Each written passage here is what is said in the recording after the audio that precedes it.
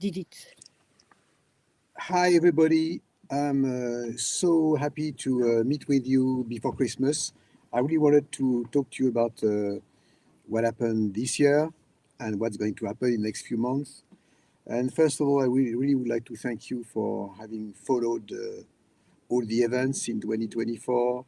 And I wanted to catch up about the various, also to answer to lots of questions you were asking me, because as you know, we are live on Facebook, we are live on Instagram, and we are live on YouTube as well.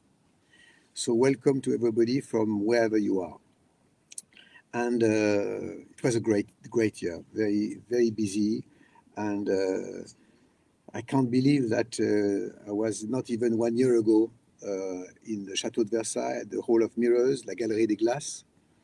And I'm going to speak English because, as you know, we have lots of friends from all over the world and they don't understand French, but sometimes I will answer some questions in French. So I'm going to swap between English and French. Et je disais donc que je suis très heureux de passer ce moment avec vous. Et je vous remercie vraiment d'avoir suivi aussi toutes nos aventures, toutes mes aventures en 2024, et puis vous parler aussi un peu de ce qui va se passer en 2025. Donc je ne peux pas croire qu'il n'y a même pas un an, j'étais dans la Galerie des Glaces au Château de Versailles. Ça me paraît à la fois très loin et très près. Et j'ai reçu énormément de questions depuis 2 jours que Marie-Laure et Fiona ont testé, ont sélectionné. Et j'ai beaucoup de questions qui recoupent d'ailleurs certaines choses que je voulais aborder avec vous. I was saying that I have lots of questions that that I received, and thank you for sending me so many questions. And some questions are actually related to what I wanted to talk to you about. So I would like to start first of all with the Zuluk issues. As you know, I wanted to celebrate the 40th anniversary of Zuluk with the release with the new mastering, and some technical issues happened.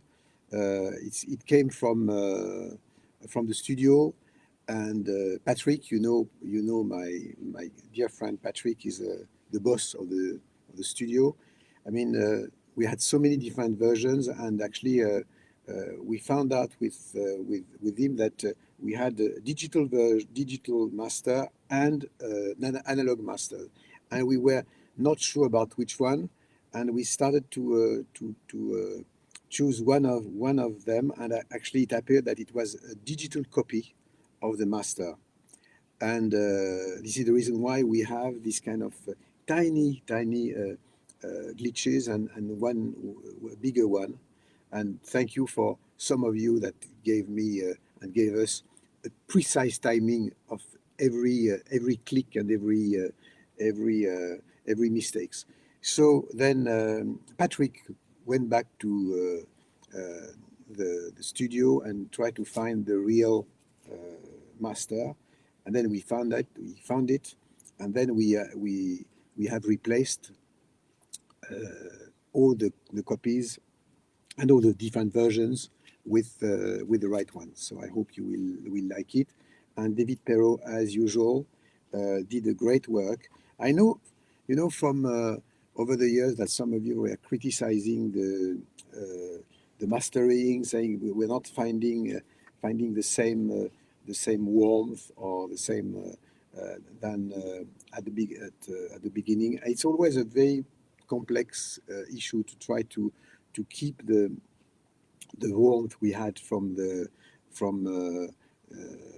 time, because we are not dealing with the same machines, we are not dealing with the same analog equipment, and also sometimes I wanted to also improve with my taste, improve the original versions. So it was not necessarily always something you liked, but it's something that I totally assume. And in the case of Zuluk, you had this. It's based on the Fairlight. Some of you are asking me a lot of questions about Zuluk and the way it has been done.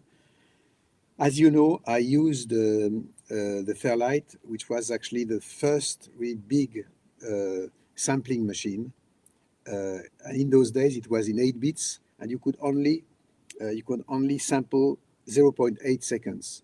When you think about what we can do today, it's almost a joke. But this 8 bits quality, I mean, created the sound of that time that we can't reproduce except if we are working with a Fairlight these days, even with new samplers. So you have this kind of very special warmth and also very special colored medium, and in the high mid and the mid and high mid, which is very, very, very specific of the Fairlight.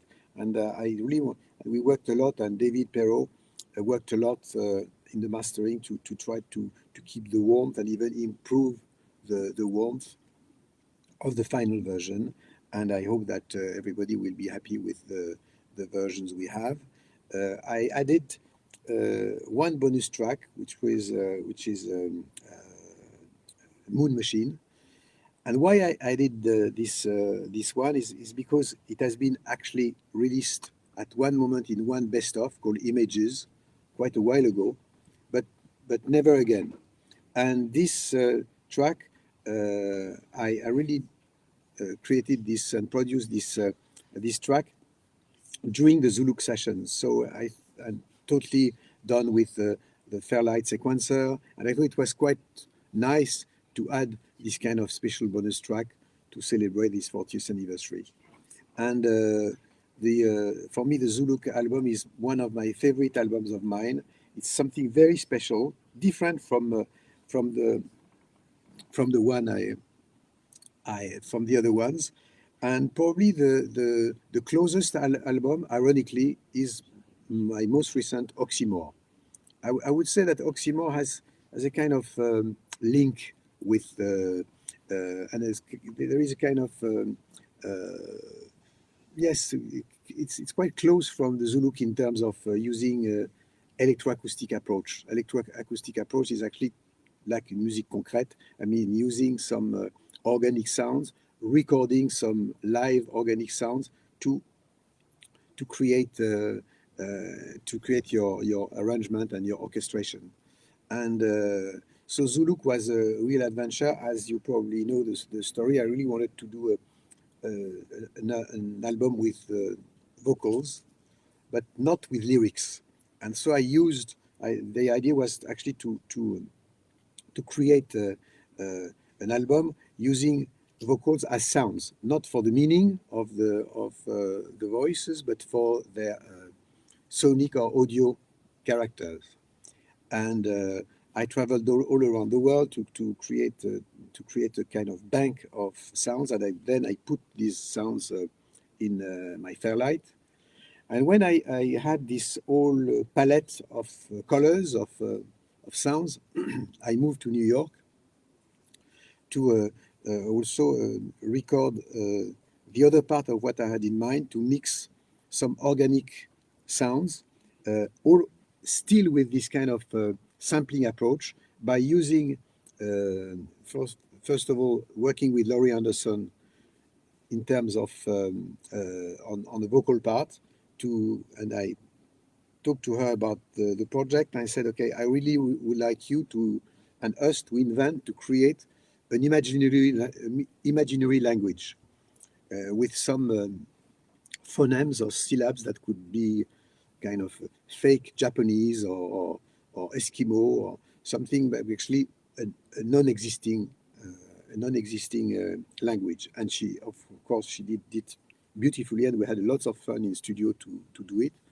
And then I asked to Marcus Miller, the famous bass player. I mean, I'm a great fan of Marcus, especially the work he did with Miles Davis, and is, of course, as we know, probably one of the best player in the history of bass guitars. And I asked him to play bass and his famous slapping and was using his bass almost as a percussion instrument sometimes. And then I took his bass parts, and I really cut all his bass parts and put it in and put them into the Fairlight. And I told him, I hope that you're not you're not going to be upset about the fact that I destroyed your work entirely. And he's got a lot of fun. He was very interested by the experience, and he loved it actually. And the idea was to create this kind of digital sound, the mixing of digital and analog. What makes Zuluk so special is actually it was one of the first attempts to mix analog and digital worlds. So this is the reason why I thought that Oxymore is quite close, because Oxymore, as you know, I used some organic sounds from Pierre-Henry. That was actually, all these sounds were recorded outdoor, and also some of my own organic sounds mixed with electronic sounds from synthesizers. So in that aspect, there is a kind of link between both albums. And you were asked, so I'm talking to you because lots of questions were about Zuluk and the reason why and the reason why of this album, and also it's also in terms of visuals, something I really took a lots of pleasure to work with Mark Fisher, and Mark Fisher passed away, as you probably know, a few years ago.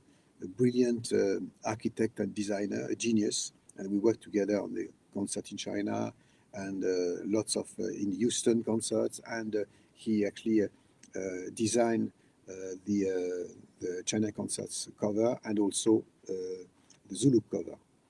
And it was really the first attempt of creating this kind of digital effects by that we can do now even with your smartphone, but in those days was quite difficult to achieve.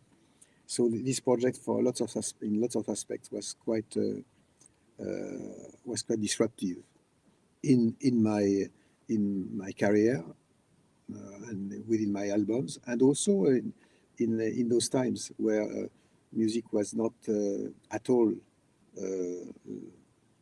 like this. The sound of this in 1984 was not exactly that. And actually, we were actually with Peter Gabriel. We received the first two Fairlights in Europe, and actually his nephew of Peter's nephew, was actually was importing this very strange, crazy instrument from Australia. Talking about instruments, the instruments you see around me are entirely from Arturia. I love Arturia, a French brand, and they released all over the years fantastic plugins, but also fantastic keyboards. And this one is the new Polybrute 12. And this keyboard is going to be in the history of synthesizers. Is the new CS80 for people who knows who knows this fantastic instrument. The CS80 from Yamaha was a total revolution. I used it a lot. Vangelis also used it a lot. And this one, in my opinion, is the new CS80, the CS80 of the 2020s. And I love this instrument. It's great. And also I have a small other Arturia MIDI controller, the Keystep 37. And even here under here I have another MIDI controller. So I'm surrounded by Arturia, and I love them, and I think they are really brilliant. And I'm proud as a French musician to have such a talented company and great company being providing so amazing instruments from my country. So. Maybe we can talk about this one. This one is talking about the Fairlight and talking about Australian genius. This one is from Melbourne. It's called the Nina, and it's quite an amazing instrument as well. So to go back to what happened in 2024, the Versailles concert was in 2023, but for me it's this past year was an amazing project, probably one of the most amazing projects using VR and AR. As you know, I've been really involved during COVID by virtual mode of expressions, I think I'm losing the screen. Maybe we need a bit of light. Yes, yes. It's just for me because so that I can look where I am in the picture. So yes, and Versailles was a unique experience, and it was an old moment in my life where I've been really heavily involved in VR and AR, working with my friend from Vroom, to create. We started with Alone Together, and then Welcome to the Other Side with the Virtual Notre Dame. And I thought it was talking about Virtual Notre Dame because the reopening of Notre Dame, I thought it was quite nice to send a little present with this just excerpt of 360 experience. I would like just to tell you about this. Lots of people say, yes, we really would like the real 360, and where you can actually explore inside the Notre Dame. And when we were preparing, with Marie-Laure and Fiona this kind of excerpts, and the VR room team also. Suddenly, I saw this what we call equi-rectangular. The equi-rectangular format is actually the 360 format when it's in 2D. It has this kind of kaleidoscopic type of aspect. And we were just, I was just playing this during a few hours, totally hypnotized by the process. I don't like this kind of, most of the time, kaleidoscopic visual. But in that case, I thought it was absolutely magical, and also giving justice to the fantastic work that all the team on the graphic aspect achieved by synchronizing with the music all these 3D elements. And it's another experience, another thing. And I really enjoyed it, and I just wanted to share this with you. And of course, it's totally different from a real 360 or even a real VR experience, of course. But that was something that, as a little gift, that I wanted to share with you. So, before answering to specific questions, I would like to touch a little bit about the other thing I did in 2024. First of all, Bratislava. Bratislava was, in a sense, going back to the big shows. Some of you were asking me, but are you still doing big shows? And I think Bratislava, for me, is probably the most successful for me technically and in terms of concept, big outdoor events. We have to understand that this project was actually in the center of a city such as Bratislava, free concerts. So like La Concorde, or like La Défense, or with the same kind of difficulties to deal with the city, with the police, with the security, and to create a kind of one-off free event in the middle of a city was something that I really enjoyed a lot in my life. And this time it was very special event, opening this fantastic festival called Starmus, as you know, where the idea was coming from Stephen Hawking, founded by Stephen Hawking, and with my friend Garrick Israelian, who is actually the producer and at the origin of Starmus, to gather artists, scientists, and private entrepreneurs to think about the world in different way. In days where we all know that politicians have their limits, to say the least, it's a brilliant idea to gather from time to time artists and scientists, Nobel Prize, and private entrepreneurs, because we are thinking outside the box. And it's quite interesting to see all these crazy people, because artists or scientists or even some private entrepreneurs are quite crazy. And when I say crazy, I say that with a lot of respect, but the idea of thinking differently. And I learned a lot through this process of Starmus, and it was a great honor to celebrate Starmus in such a spectacular way.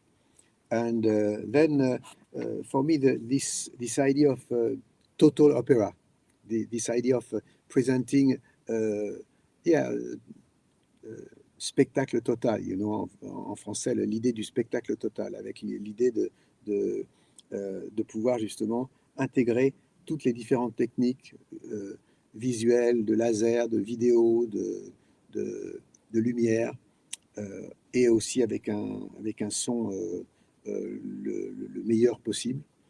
Et j'ai travaillé pour ça avec une société extraordinaire allemande qui s'appelle Coda, qui révolutionne absolument le PA système des concerts avec des boîtes assez petites qui donc n'abîment pas le visuel, la scénographie, et qui en même temps portent très très loin. Donc j'étais très très content du son qui a été fait à Bratislava. And I also thank also the company who produce and finance called Asset, and this team is really great. They are specialized in cybersecurity, so it was interesting to play Exit with the presence of Edward Snowden, talking about cybersecurity, and they actually sponsored the whole festival, including this concert. And of course, one of the highlights of the concert was to join forces with Brian May. Brian May is an astrophysicist. He's involved with the Starmus for quite a long time. And we always said that we should join forces at one moment for a Starmus edition. And then when I said, okay, I'm going to do this concert, would you accept to be part of it? And he right away said yes. And then we got this great relationship where I'm a night bird. I'm working at night, but I think he's much worse than me. I mean, before 4 o'clock or 5 o'clock in the morning, it was very difficult to discuss. So he was calling me more or less all the time between 4 and 5. To tell the truth, being in London, it was 3 o'clock when it was 4 for me. So it was even worse on my side, I would say.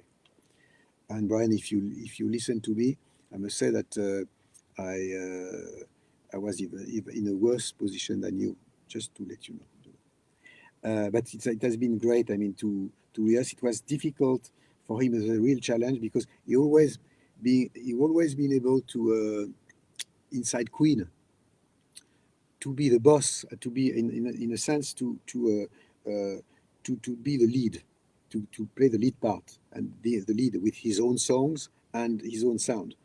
In that case, he had to be involved inside my show, which is of course totally different from a Queen concert with lots of technology around and all that. And I think it's been really amazing to sneak inside the Rendezvous 2 and also this all these songs also that we shared the stage for in the middle of the concert, and then to end with a fantastic time machine moment where we joined forces with the electric guitar and laser harp, and that was of course a very special moment to mix the best of rock and roll with the best of electronic music or electronic moment, and using lasers and electric guitars was something very special. And also I use a lot of AI. I know that some of you are asking me a lot about AI and how I could. I'm dealing with AI, so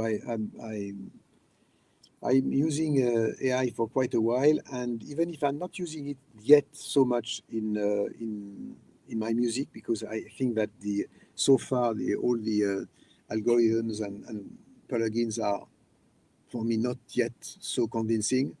It's going to happen, but not now. In terms of visuals, I think I took lots of pleasure to create the whole visual content on my own with some algorithm, mainly the stable diffusion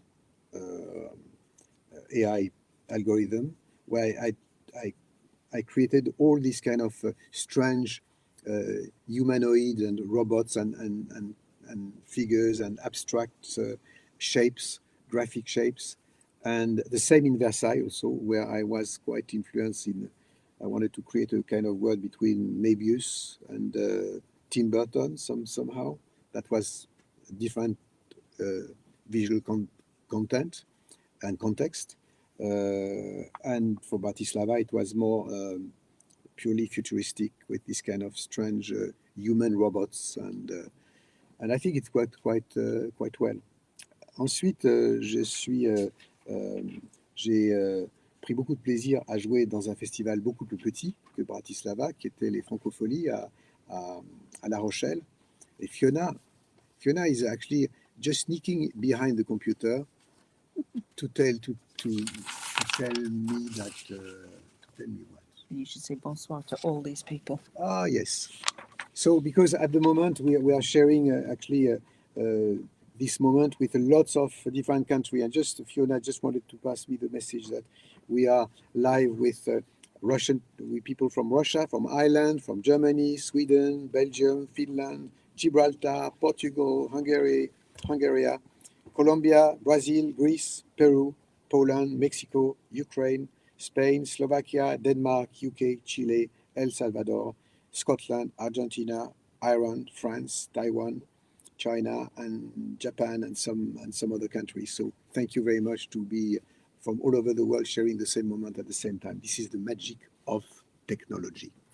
And you know, to go back to technology with this idea of AI, what I really love with AI is it's a real extension of my imagination. If you think about an instrument like this, it's actually a little bit like AI, because AI is what? Is actually I have an idea, and by using an interface, this interface is going to produce some unexpected events.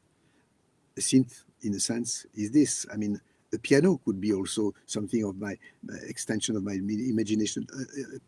Instead of playing a mono instrument with flute or guitar, suddenly with a piano, you can play 10 notes, 8 notes at the same time. 10 maybe not, but yes, you can have clusters, so you can 10 or even more.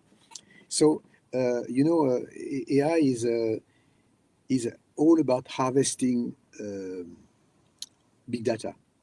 And what I always think that how a musical idea is coming from. A musical idea is coming from, suddenly you have an idea and you say, wow, I didn't think about this. And suddenly I'm excited by this idea and I want to exploit it, to use it. And where is it coming from? Actually, it's coming from my own, with my subconscious, from my own analog data, which is what? Which is my memory, my childhood, my culture, my family and friends, and all these kind of random elements give birth to, in a mysterious way, to a musical idea. And this is exactly what AI is by using algorithms. So, you know what is interesting with what I did this year on a visual point of view is what I created on a visual point of view. It's absolutely me. It's not AI controlling me. I control AI with the prompts to get exactly the kind of visual style I wanted. If you see what I've done, it's not manga, it's not video games. It's something that I had in mind. I wanted to create this kind of mixture of futurism from the 1930s or the first robots of the 50s, and mixed all this, and also some futuristic humanoid from the future, and to mix all this. And then I worked maybe almost 2 weeks, 2 weeks night and day, to create all these characters and this decor. And then I worked with Ivan Morandi, show director and lighting designer I'm working with, and all the team with Mikel and Julia and JK and all my gang and the family people, family is almost the visual, my family involved in visual to create animation around all this. So and so it's what I used for La Rochelle, and j'étais en train de parler de La Rochelle juste avant que Fiona vienne m'interrompre. Pour en fait, c'était un challenge parce que je ne voulais pas faire de tournée en 2024 parce que j'avais justement à la fois Versailles, aussi Bratislava, et puis les Jeux olympiques qui allaient arriver. Et donc, quand Gérard Pont m'a demandé si je voulais venir célébrer avec eux, avec le Festival des Francofolies, le 40e anniversaire, j'ai dit OK, mais c'était un challenge pour en fait prendre des éléments de la scénographie du concert de Bratislava et de réduire à la taille d'un festival comme celui de La Rochelle et des Francofolies.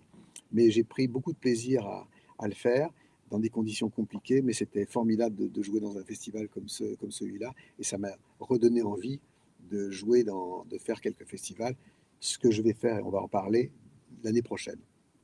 Et puis, en fait, est arrivé là-dessus les Jeux olympiques, qui a été un vrai challenge aussi, et très compliqué, parce que comme vous pensez, I spoke in English, then after La Rochelle, I went to, I had to prepare the Olympics and the closing ceremony of Paris 2024, Paris 2024.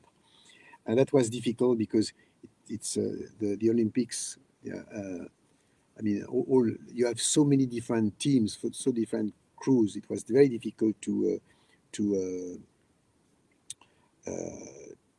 keep your identity and what I had in mind in the middle of so many different events happening at the same time. You know, the Olympics are mainly a sports event, and sports events, and this closing ceremony was also what the idea was to send the last postcard, the last image of this whole Olympic season. So it was quite a big responsibility, and the idea went to celebrate the French electronic music, and then I've been asked to do the opening and the ending of the moment, and we said, and the big challenge was the fact that you had sports activities and sports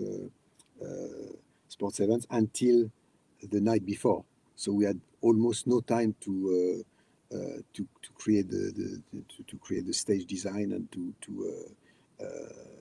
install the whole the stage and all the lights and everything. And then we got the idea to create a moment of surprise by, instead of playing the laser harp in the middle of the stadium, so like that we could also conceive the finale with all the athletes around in the middle of the stage to get the finale, the last moment, with the laser harp on top of the stadium. So the challenge was to move from one stage to another. Technically, it was quite complicated. And of course, what happened to me a few times in my life, like in the Docklands or in other moments, I got, just when I went on stage, such a crazy heavy rain that I never had that in my life. I'm quite used to rain sometimes, but this one was so amazing. I was not supposed to wear the same jacket I'm wearing a lot. So I had another idea, but this one was the only one able to protect me, I thought. But actually, after 2 minutes, water was really actually dripping along my skin, going along my trousers and filling my shoes. It was absolutely incredible. And then the question was to protect the instruments or not, and we decided to. I said no, I don't want to have plastic on, and playing under the plastic or having an umbrella. I think it was not nice for the people on stage, and around me you had all these disabled great athletes. I mean, under the rain, I couldn't see me. I mean, just having an umbrella. So I said no. let's do it. And then Patrick and the backliners, they had hair dryers after the show. Because 10 minutes was okay, but actually my mug was full of water, and some others.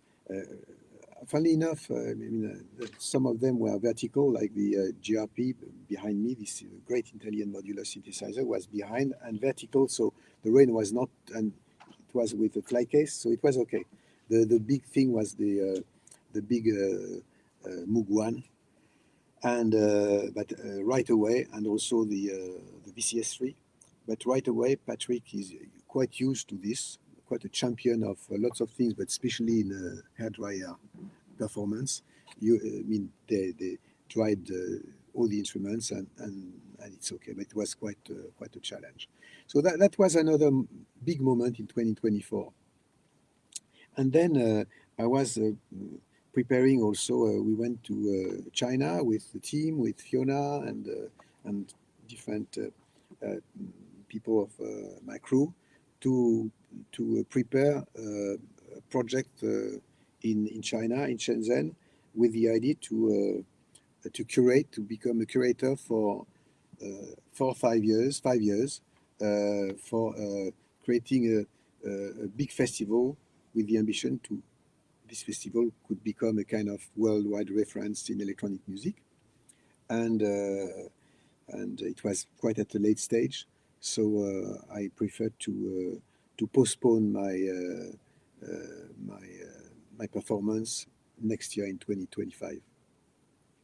So for 2025, I'm really thinking about, and as you know that already, because we already announced different festivals, one in Stuttgart, one in Sevilla, and in Seville in Spain, and we are actually building at the moment a series of festivals in 2025, and also, of course, I'll let you know. I will let you know as soon as we progress, and we have definite dates for festival in 2025, and some lots of other things and lots of other surprises in 2025, and also preparing a very special year for me, which is 2026 is going to be the anniversary of Oxygene, and I can say that we are preparing already lots of different surprises, but I can't say more, of course, at that stage. But of course, I'll keep you informed in the next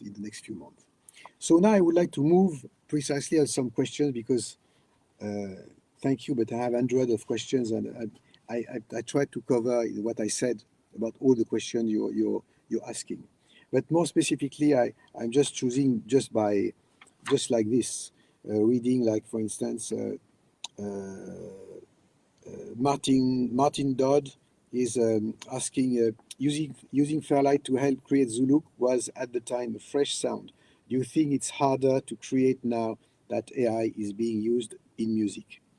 So I covered that partly. I would like to, about this question, and thank you, Martin, to ask me the question. We should stop AI to think that AI is a threat. Innovation and progress, you can't stop progress. You can't stop innovation. And the same thing that you couldn't stop electricity, or electricity created a lot of disruptions at the moment, at that time, but it created industrialization, the beginning of recorded music. Lots of all publishers, when recorded music happened, were saying this is the end of live performance, because now you can listen to music with records at home. So it's the end of live concerts, and we see that not only it's weakened the live performance, but it's even reinforced live performance, because when you're listening to music on vinyl, on CD, or on a streaming platform, that gives you the idea to go to a performance of one of your favorite artists. Same with AI. AI is an extension of our imagination. Of course, each innovation can have dark sides. Electricity is dangerous. The discovery of fire is dangerous. But at the same time, it created major evolutions for all of us. For AI, it's going to be the same. Of course, with AI, you will be able to create, maybe to copy standard pop songs.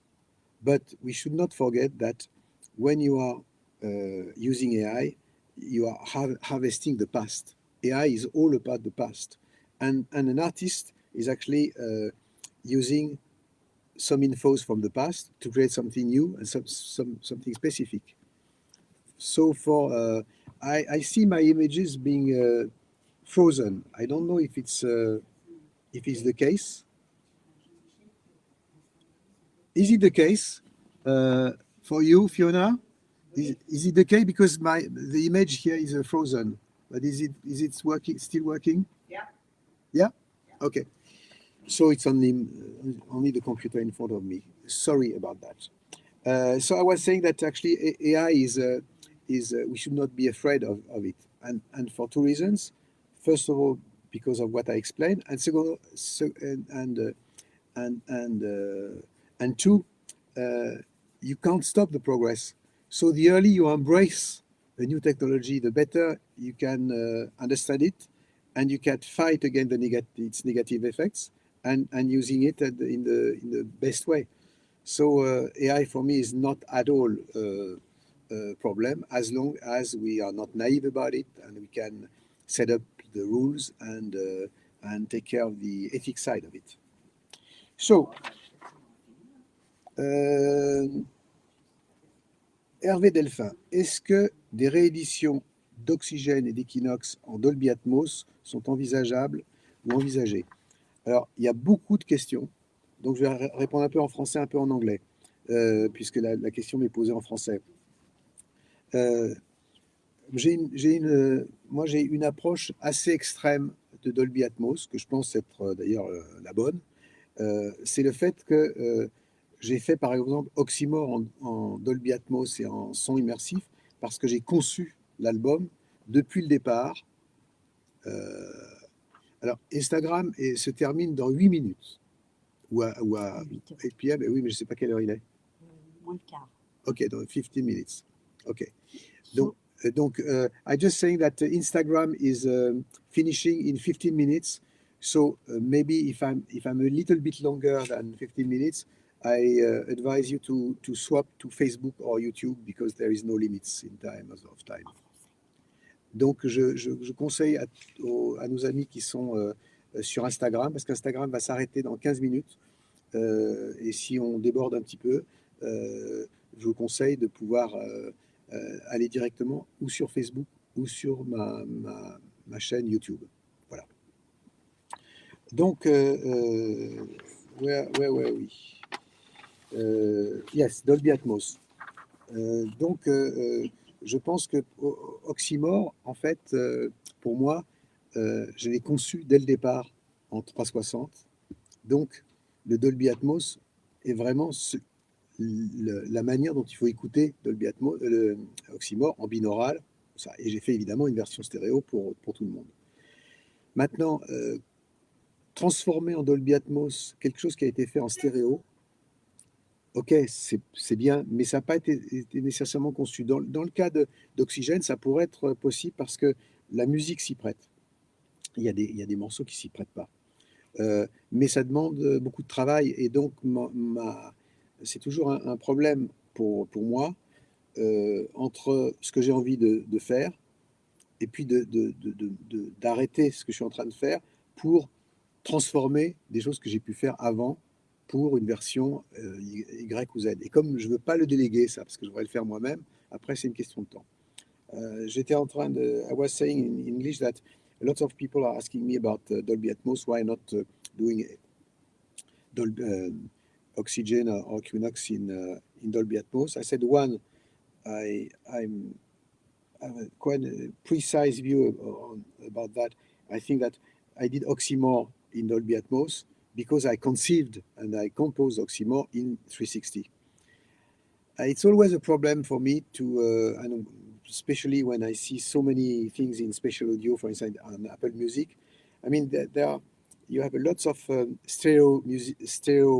music produced in stereo, and then being remixed or transformed into Dolby Atmos. Most of the time, to tell you the truth, I prefer the stereo version because it has not been conceived for Dolby Atmos. So, having said that, Oxygene on Equinox, because of their style of the content, could be done in Dolby, could be reproduced in 360 or in Dolby Atmos.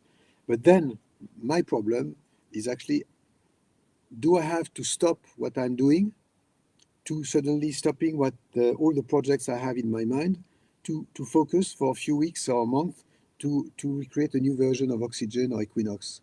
My answer is no, because I'm more excited by creating something new than revisiting something I've done already. So very little chance, to tell you the truth, that we'll have Oxygene and Equinox in Dolby Atmos. So Helena Bogdanopoulos is asking a question about the Olympics. And Paralympics closing ceremony was awesome, but Bratislava was even more incredible. I'm surprised that you haven't released it on Blu-ray, DVD. Any plans to do so in the future? Thank you for asking, Elena, because actually we are actually preparing a proper release for Bratislava. I agree with you that Bratislava for me is one of them. For me, a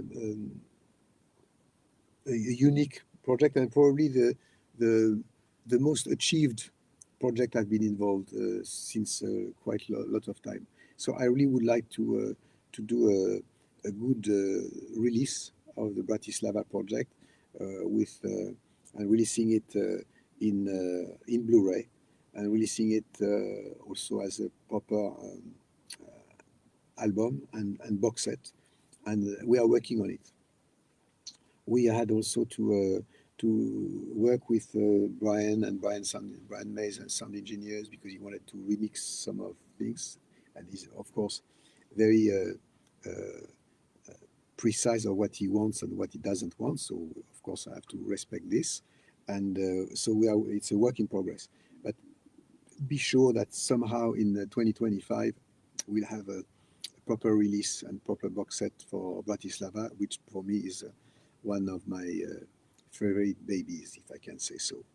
And the Olympics, of course, was a total different context. And for what it was, I've even with all the difficulties that I mentioned, quite happy about the result. And I would like to also share something with you about the sound, because in broadcast, nobody realizes, and not a lot of people realizes, how the quality of sound is how important it is. And I would like really to thank David Perrault, my friend and brilliant sound engineer and sound mastering engineer, because we are quite obsessed by the fact that we try to have a specific mastering for YouTube, a different one for TV, different one for radio eventually, or for some streaming platforms or Chinese ones. And this is so important, because I realize that, for instance, if you are in front of your laptop or Instagram or your TV, if you have an average visual in terms of visual broadcast, where the cameras or director is not that good, it's okay. But if you have a great sound, you really enjoy it. If you have the most fantastic broadcast in terms of visual with a sound not that good, you're not interested. So I'm quite happy with the fact that for Versailles, for Bratislava, for La Rochelle also, and for the Olympics, we took great care of having the best mastering possible sound for the different platforms. And so this is something which is very important to me. And so Marek Juminski So it's very interesting about does Oxygene still exist? Yes, and I was involved in lots of other projects, but you will know probably in the next few days some precise news about Oxymore and Oxygene, because I have potentially a big project in 2025 around Oxyville and Oxymore, something quite special. I would be happy to share with you as soon as it's confirmed, and I will let you know, promise, in the next few days, before Christmas or after Christmas. So what else? So many questions. I have to. Sorry about everybody asking questions, but I try to cover all your questions by to answer to generally speaking about what I want to share with you.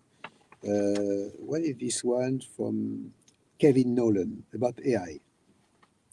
You seem comfy with the advent of AI on how it might enhance human creativity. Do you accept the threats that many perceive, and if not, why? So, you know, Kevin, I think I already answered this question. I think for me, AI should not be a threat, not more than, as I said, the discovery of electricity or discovery of or the invention of development of electronic I remember, you know, when I was starting with synthesizers, I did maybe you know that I've been the first musician to introduce electronic music at the French Opera House. And I remember during the rehearsal that some members of the symphonic orchestra, because it was a mixed project, were actually unplugging my PA systems because they were scared at that time that synthesizers and electronic music would kill their jobs. That because of electronic, we will have no more acoustic instruments, no more orchestra, no more concerts. And of course, it was not true.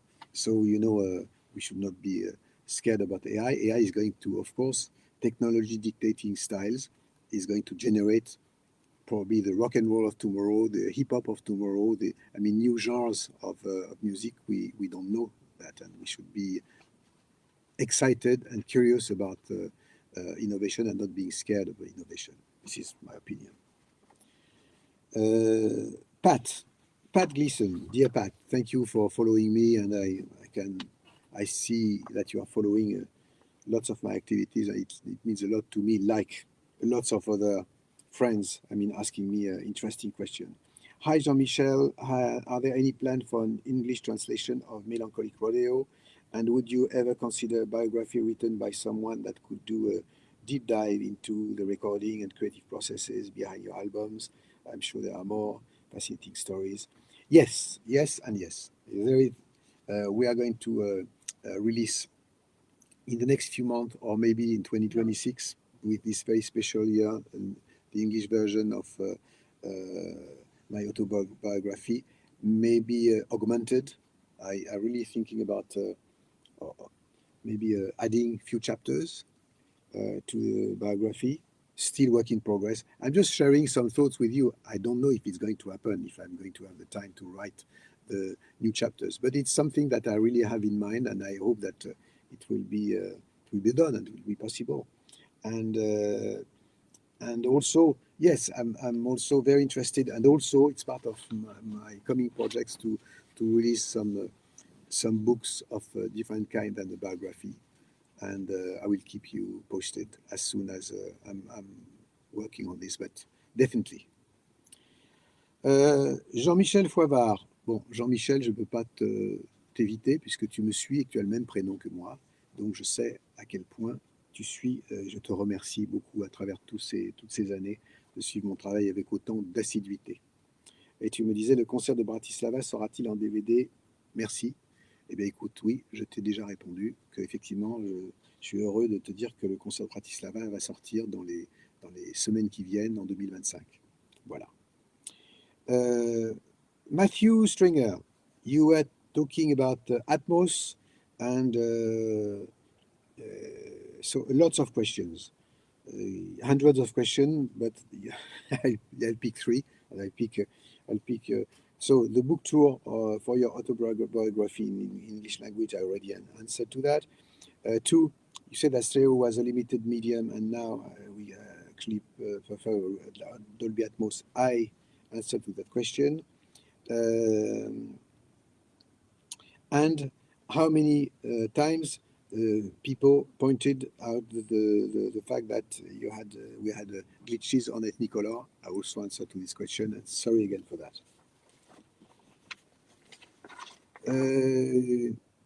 Signer, I couldn't avoid not talking to you, and you know, I want to share with all my friends for every country that, as you know, Signer is the boss, actually.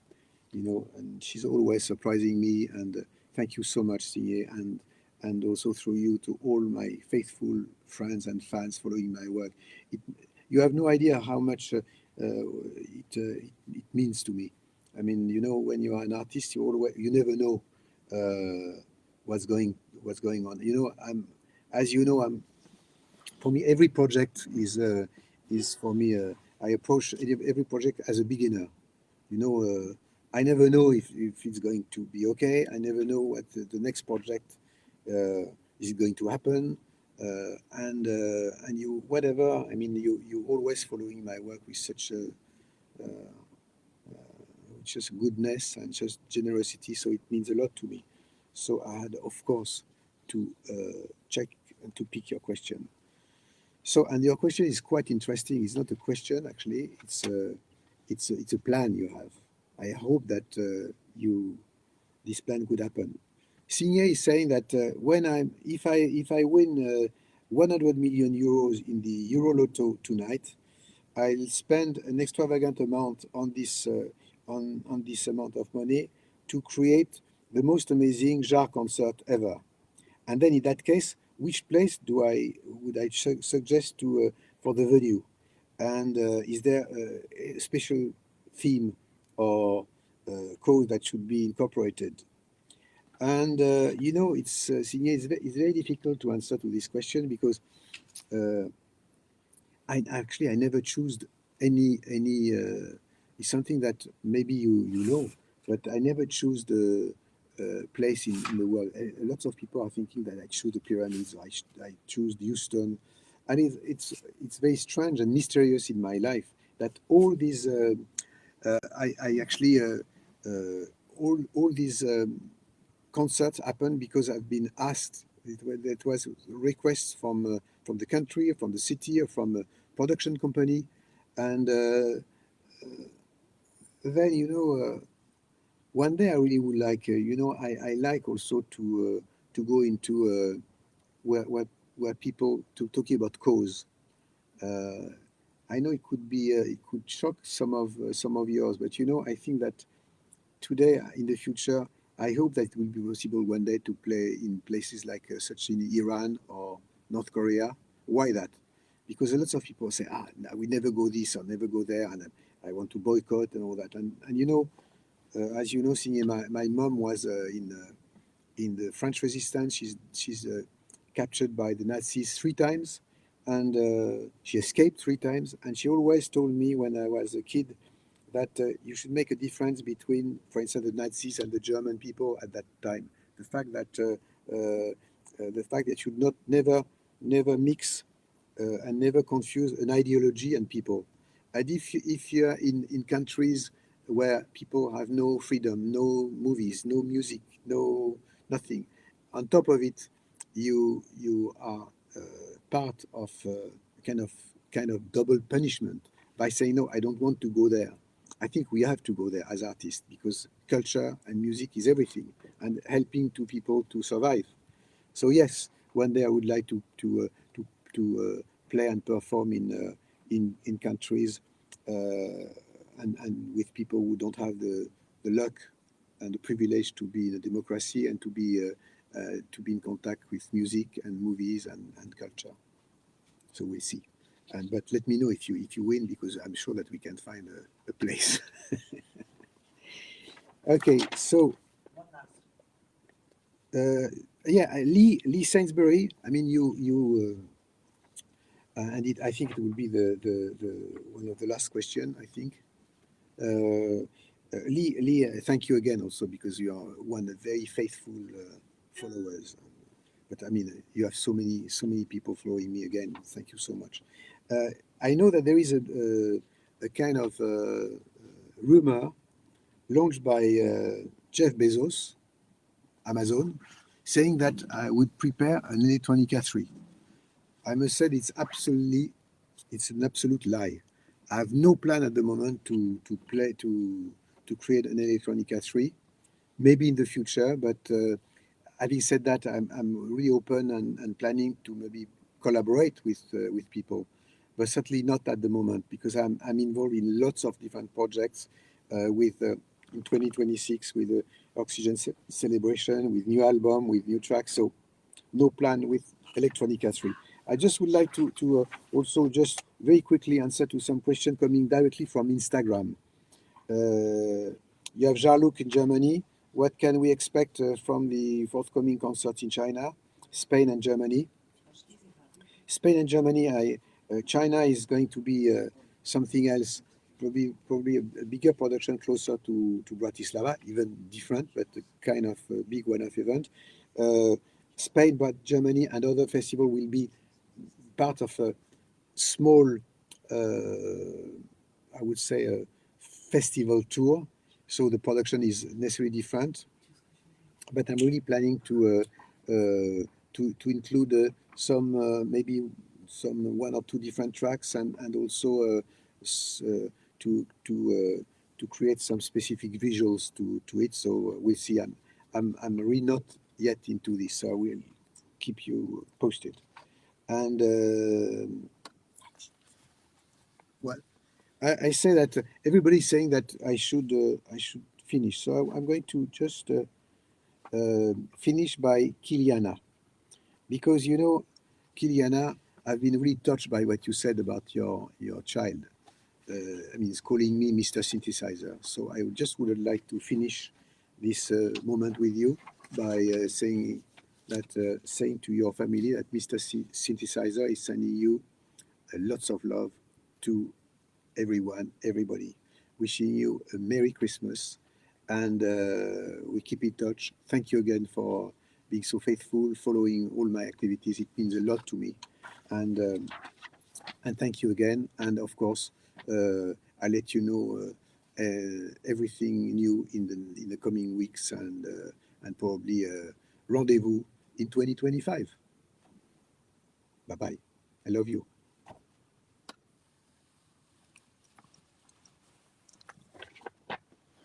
Bye bye.